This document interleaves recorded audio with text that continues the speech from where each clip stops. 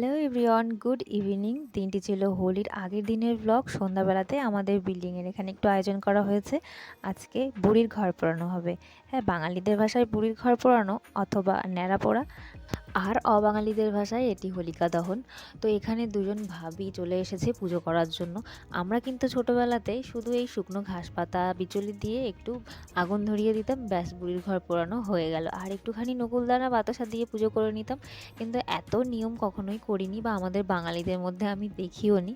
তো এখানে এসে নতুন এই নিয়মটা দেখছি, বেশ ভালো লাগছে।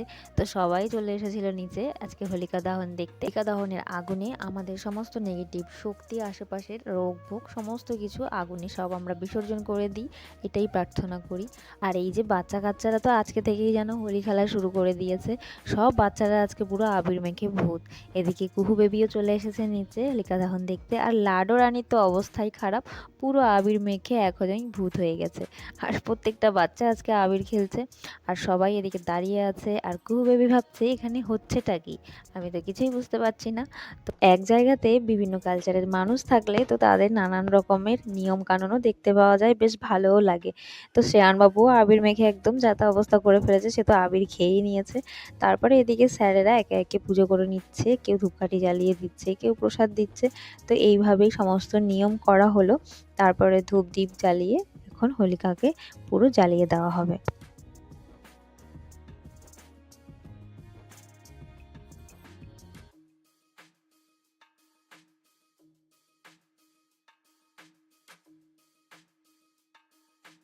হোলিকাকে চালিয়ে দেওয়ার পরে এখানে সবাই এখন চারিদিক দিয়ে ঘুরবে।